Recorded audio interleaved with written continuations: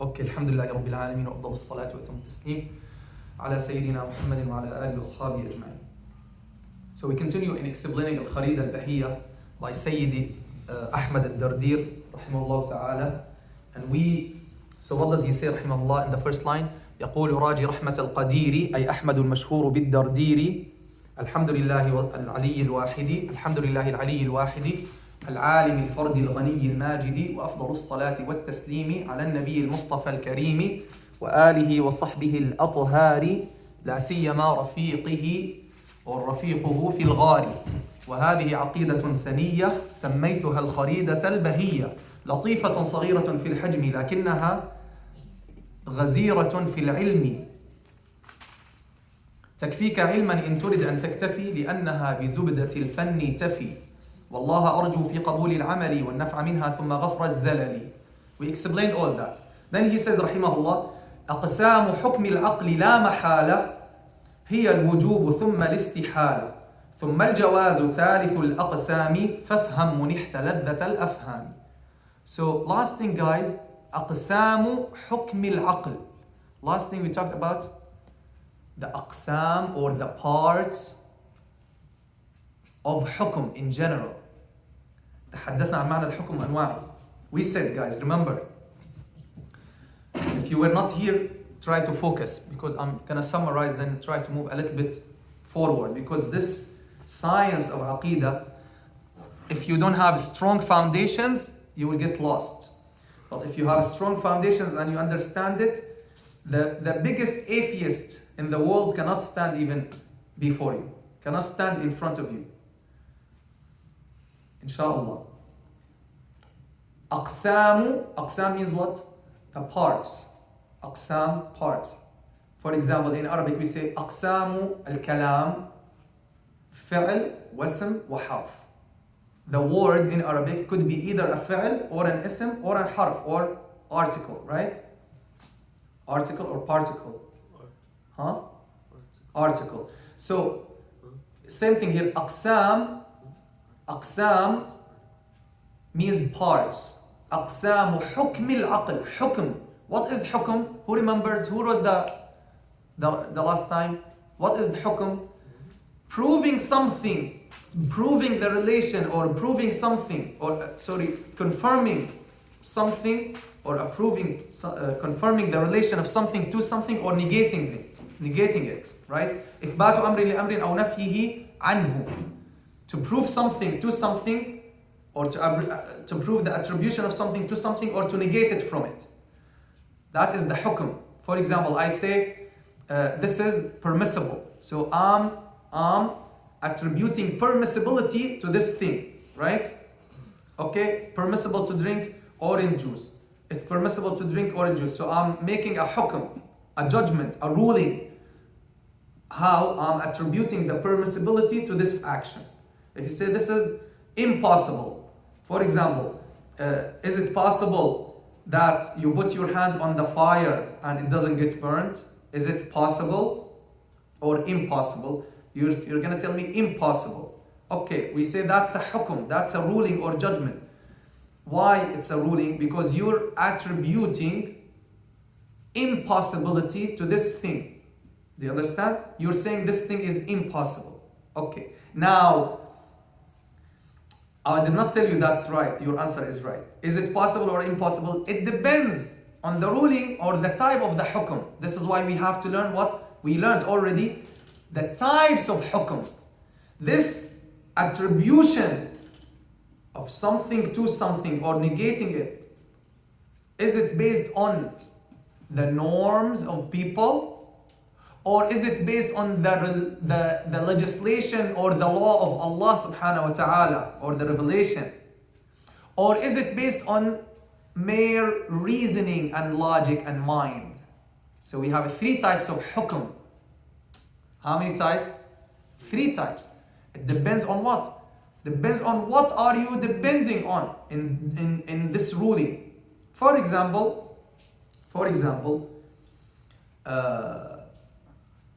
if we say the example of the fire, if someone puts his hand on the fire, by the norm of people, is it Is it possible that he will not get burnt? Is it possible that he will not get burnt? Or it's impossible? It's impossible. It means he will get burnt, right? That's the ruling of what? That's based on the ruling of what? Is it based on the shar'i? No, the shar'i doesn't have relation to this, right? Is it related to the norms of people? Yeah, it depends on based on what you're asking. If you're asking based on the norm of people, we say yes. If someone puts his hand, it will get burnt. Now, what about the ruling of the mind? Is it by mere reasoning, only because of the laws of the mind, that putting the hand must burn?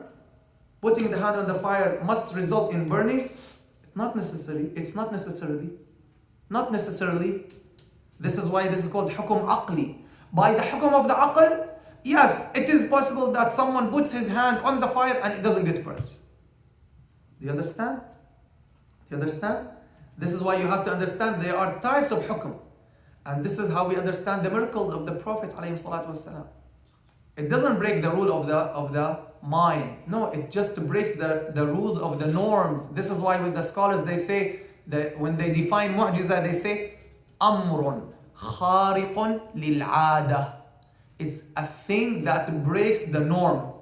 They do not say breaks the reasoning or the logic or the rule of the mind. No. These are great scholars, they know what they're talking about. Did you understand this, guys? We explained this before. Now, sometimes something might be, as you can see, something might be possible in the norm and impossible. Something might be impossible in the norms of people, but could be possible in reasoning and in the rule of the mind. Something might be, for example, forbidden in the rule of the shar'i. In the hukum shar'i, it's forbidden. But in the norm of people, it's okay. Right? So it depends on what we are basing our judgment on. Now the rules that are based on the shar'i, it has some characteristics that are different from the norms, that are different from the mind. Is that clear? Come take it. Is there anything there? Okay. And this doesn't mean, guys, there is a contradiction. This is a very important point here. The rules of the mind are different from the rules of the norms, are different from the rules of the shar'i or the religion or the revelation. But that doesn't mean that they have to be contradicted. Okay? They are not contradicted. They cannot be contradicted. Okay? I'm talking particularly about what? About the rules of the aql with the rules of the shar'i. The rules of the aql with the rules of the shar'i. Some people do something in their norms, it's okay for them in their norms, but by the rule of the mind it's wrong. Say they do it. But we're saying there cannot be any contradiction between the rules of the mind and the rules of the shar'i, the rules of the revelation. This means what? There can never be any contradiction between proven science, which is based on the rules of the mind, proven science, not theories, and the religion. Impossible. Because both are from Allah subhanahu wa ta'ala. Do you understand? But there could be, yes, contradiction between theories, yes. Or there could be a contradiction between a scientific fact and the understanding of someone of the religious text, not the religious text itself. You understand? Okay. فإن ما يدركه الإنسان بعقله لا يمكن أن يأتي الشرع بضده أو نقيضه أو بنفيه. What you realize by your mind and your reasoning, if it is sound reasoning, it can never be contradicted. The shara will never come, means the religion, the true religion. We're talking about Islam here, okay? We're not talking about any other religion. Because the book of Islam has been protected by the Creator, subhanahu wa ta'ala. So we're talking about Islam. The rule in Islam or in the religion can never contradict the rule of the mind. But as for the rules of the norms, yes, of course, a person is has the norm of stealing, of course, in the religion, the religion tells him it's forbidden to steal. For him, it's okay, but the religion tells him it's forbidden. So the rules of the norms, yes, of course, the shara could come and forbid some of the rules which are harmful and which are not good for people. So the shara could keep some norms of people and could invalidate and nullify some rules. Is that clear? But there are universal natural norms. Universal and natural norms. Also, the shara doesn't contradict those natural norms. Okay? This is called adat kawniya. Adat kawniya. The shara, the religion, doesn't come to nullify or to contradict these what do they say? Cosmological or universal natural norms that Allah subhanahu wa ta'ala put around us. So aqsam hukm al-aqli, so we understand what aqsam mean, we understand what hukum mean. Now you know what hukum means, right? You're proving something, attributing something to something or negating it from it. Okay? Aqsam hukm al-aql. So which hukum is he talking about here? Is it the hukum of shara? No. Is it the hukum of the norms of the ada? No. It's the hukum of what? Aql. So we have hukum shar'i and hukum adi and hukum aqli. Shar'i is based on what? Shara, the sharia, the law, the Islamic law. And adi based on what? Adat, the norms of people. And aqli based on what? The mind. Okay, the mind. What are the aqsam of al-hukm al-shar'i? Anyone knows? What are the categories of al-hukm al-shar'i? The ruling that is based on the shara, based on the Islamic law. What are the types or the parts? The majority of the Muslim scholars, they make it 5. The Hanafi scholars, they make it 7. What are those types, ya akhi, of the hukm shar'i? Farud, wajib, right? Farud, wajib, sunnah mu'akkada, permissible, makruh tanzihan, makruh tahriman, haram, right? In the majority of the scholars, they make it farud, okay, or farud and makruh and permissible and preferable and haram. Only 5, okay? Two on this side, 2 on this side, and permissible, okay? So the Hanafis, they add makruh tahrim, and the makruh they make it 2 types, and they add the wajib, etc. So this is hukum shar'i. Anything in life, okay, Islam gives it a ruling. This thing will be either permissible or forbidden or makruh, somewhat disliked or prohibitively disliked, etc. Or wajib or etc. Do you understand this? That is hukum shar'i. That's not our topic. This is something that we study where? In which science? In the science of fiqh, right? This is something we study in fiqh, right? What are the things that haram, what are the things that's in fiqh, right? And the types of rulings we study in usul al-fiqh. In usul al-fiqh they teach you why it is haram, and what does it mean that this is haram, and what does it mean that this is in usul al-fiqh. In fiqh you learn the rulings themselves. This is haram, this is halal, this is makruh, etc. Now this is hukum shar'i. Hukum adi, we don't care about the types of hukum adi. Something by norm could be possible, could be impossible, could be okay, could be not okay, and this differs from one place to another. A norm could be acceptable here in the state, for example, could not be acceptable in Syria, for example. So it depends, the norm could differ. Now another distinction, we're gonna stop here with this distinction, guys. Comparison. Before I move to these rules of the types of the hukm al-aqli, that's what we're concerned about here. We're talking about what the types of al-hukm, what al-aqli, the ruling that is based on the mind. The ruling that is based on the mind, the logic, the reasoning. Before we move into that, And the three types, which is wujub and istihala and jawaz, something is mandatory or necessary, and something is permissible, and something is possible. Sorry, what did I say? Necessary and impossible and possible. Three. Before I move to that, I want you to understand the difference between these three rulings. Al-Hukm al-Adi, does it change by time and place and people? Of course.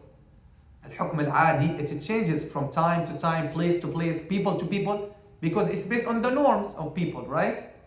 What about Al-Hukm al-Shar'i? The ruling that is based on Sharia, does it differ from one people to another, or time to another, or place to another? It could differ. Yeah, it could differ. It could differ. There are foundations that don't differ, but some branches or minor rulings, yeah, it could differ from one person to another, right? Generally, the Sharia applies to everyone, every time, everywhere. That's the rule, the general rule. But some ijtihadat, some minor rulings, it might differ from one person to another. For example, it's mandatory, someone who doesn't, for example, it's mandatory to cover yourself in salah, right? It's mandatory, it's necessary. Your salah is not valid unless you cover your aura, for example. But someone living in the forest of Africa, for example, doesn't have clothes. He doesn't have clothes. Then it's not mandatory on him. Do you understand? And the scholars mentioned this. The point is, the shar'i ruling could differ sometimes from one person to another, right? Someone doesn't have water, he can use dirt, he can use the dry soil. Even Imam Shafi'i, he had two madhabin, Al-Qadim and Al-Jadid, the old madhab and the new madhab. When he moved from Egypt to Iraq, he changed some of his legal conclusions based on the circumstances. He found that the Sharia conforms to the needs of people. So some of the minor issues, he changed his opinion about them. Of course, he took proofs from Quran and Sunnah, but based on those things, changed. And the fatwa, as the scholars, the fatwa might change from one person to another. Okay? There are so many examples for this. Okay? For example, a young man in Ramadan, he is married, should not even kiss his wife. Should not. But an old man, we tell him, is okay. Do you understand? This is an example for the scholars that give these examples. So, Hukum Shar'i could differ. Now, here comes Al-Hukm Al-Aqli. Could it differ from one place to another? Impossible. Hukm Al-Aqli, the rule of the mind, doesn't change from time to time? Impossible. From place to place? Impossible. From one person to another? Impossible. That's an extremely important introduction, guys, before we move to these three types of the rulings, of the Aqli ruling. Any question? Sallallahu Alaihi Wasallam. If Allah wills, we'll continue from there. Alhamdulillah.